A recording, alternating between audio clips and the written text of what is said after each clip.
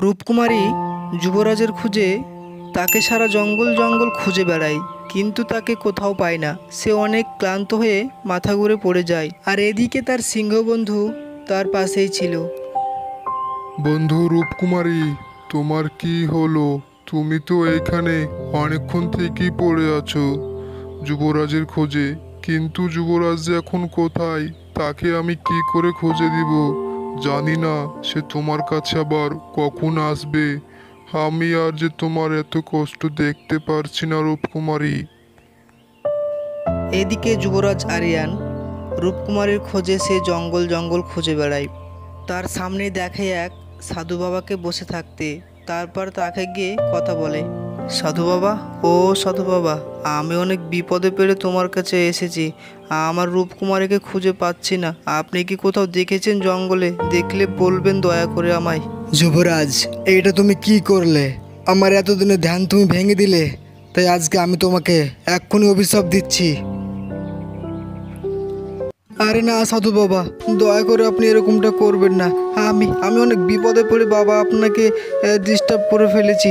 আমি রূপকুমারীকে খুব ভালোবাসি, ওকে আমি খুঁজে পাচ্ছি না, তাই আপনাকে জিজ্ঞেস করলাম।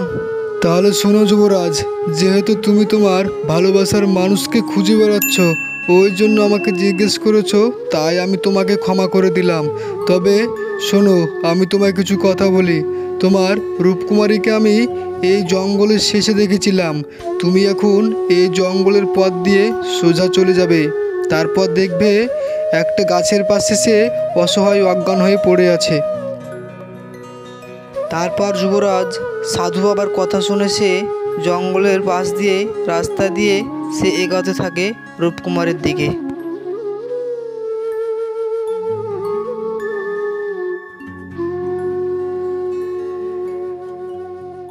আরে সিংহ বন্ধু, তুমি তো রূপকুমারের খুব ভালো বন্ধু, কিন্তু রূপকুমার এখানে শুয়ে আছে কেন?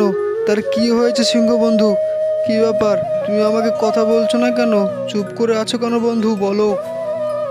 আপনি তাহলে এসেছেন যুবরাজ? রূপকুমারী তো আপনার কথাই বলছিল।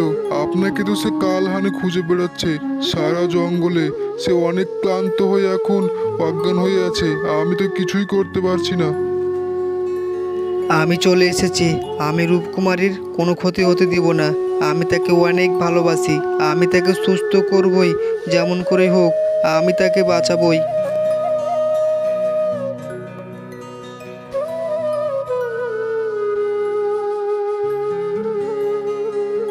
কি হলো রূপকুমারী, তুমি কান্না করছো কেন? তোমাকে আর কান্না করতে হবে না। তুমি কিচ্ছু চিন্তা করো না। আমি তোমাকে আজকে এক্ষুনি এই মুহূর্তে আমার রাজপ্রাসাদে নিয়ে যাব। তুমি এক্ষুনি চলো, তোমাকে আর আমি থাকতে দেব না।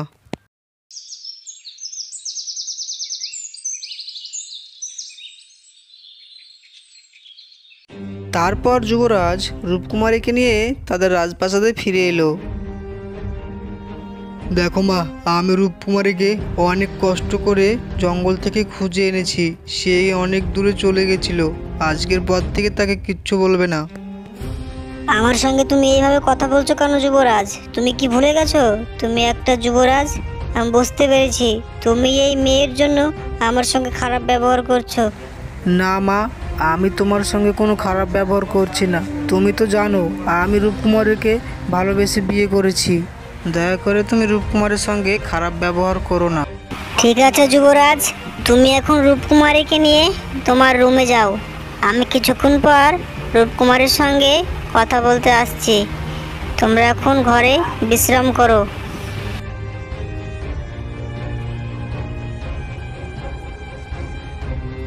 আপনি তো আমাকে আবার আপনাদের রাজপ্রাসাদে ফিরিয়ে নিয়ে এলেন। এতে আবার রানীমা আমার সঙ্গে ঝামেলা করবে না তো?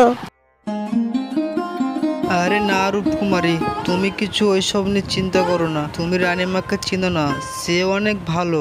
আমি কিছুদিনের জন্য একটু বাইরে যাচ্ছি, জরুরি কাজের জন্য। তুমি চিন্তা করো না, খুব শিগগিরই ফিরে আসবো। কেন যুবরাজ, কিছুদিন পর গেলে হতো না?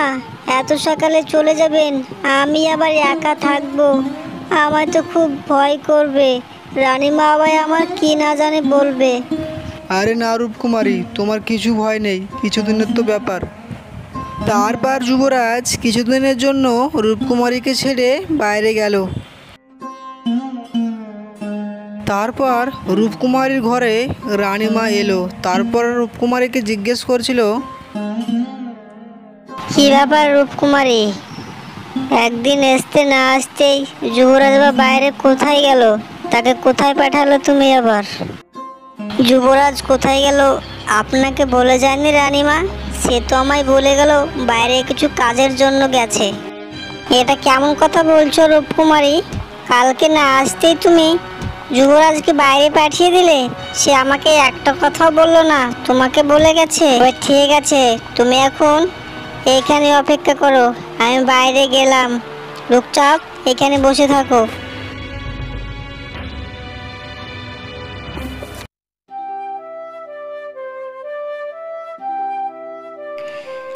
আপনি আমায় ডেকেছেন রানীমা?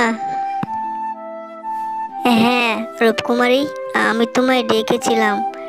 আমাদের প্রজারা এসেছে তোমায় দেখবে, ওই জন্যে, তাই তোমাকে সকালে ডেকেছিলাম। ও রানীমা, এই ব্যাপার, ঠিক আছে। শোনো রূপকুমারী, তোমায় কিছু কথা বলার জন্য ডেকেছিলাম। আজ থেকে তোমাকে এই রাজপ্রাসাদের দায়িত্ব দেওয়া হলো। আমায় ক্ষমা করবেন রানীমা, আমি এত বড় দায়িত্ব নিতে পারবো না।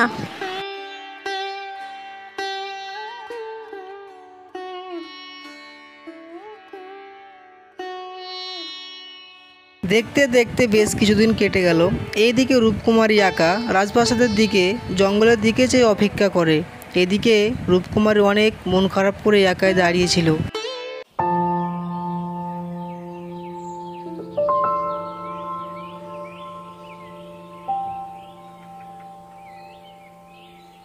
রূপকুমারী, যুবরাজের খুব বিপদ, সে অনেক বিপদের মধ্যে আছে।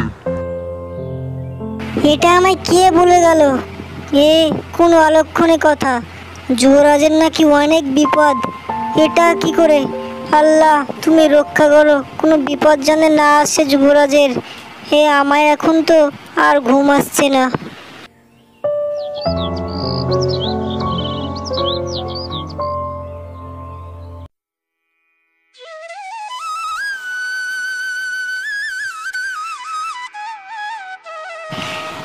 আরে রূপকুমারী, এতক্ষণ ঘুমিয়ে থাকলে হবে? এই সকাল 11টা পর্যন্ত ঘুমালে কি করে হবে? আমাদের এতক্ষণ নিয়ম নাই ঘুমার। আমাদের রাজপ্রাসাদের নিয়ম ভোর 5টার সময় উঠতে হবে। আপনাকে একটা কথা বলার ছিল রানীমা। আজকে রাত্রে কে যেন আমায় ভুলে গেল, যুবরাজের অনেক বিপদ, সে অনেক বিপদে আছে। এ তুমি কেমন কথা বলছো রূপকুমারী? সকাল সকাল অলক্ষী কথা, কোনো ভালো কথা নেই। ওসব স্বপ্নের কথা বিশ্বাস কর।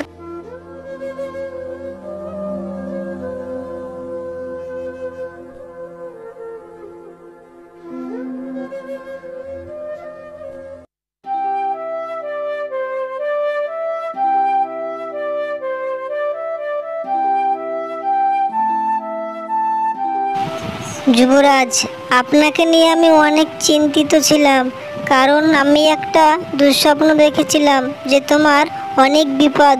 ওই জন্য আমি অনেক চিন্তিত ছিলাম। আরে রূপকুমারী, তুমি সব সময় আমাকে নিয়ে বেশি চিন্তা করো।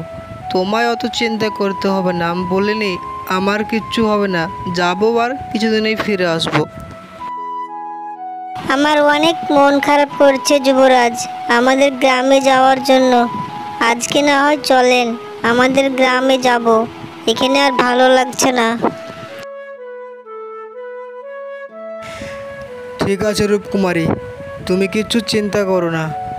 চলো, আজকে তুমি আর আমি তোমাদের গ্রাম থেকে বেরিয়ে আসি। অনেক দিন থেকে তুমি যেহেতু এখানে আছো। ঠিক আছে যুবরাজ, তাহলে আজকেই চলেন। আর কতদিন এখানে থাকবো? একদিন থাকবো আমাদের গ্রামে, তারপর আবার চলে আসবো। তারপর রূপকুমারী আর যুবরাজ মিলে তারা হাঁটতে শুরু করে গ্রামের যাওয়ার জন্য।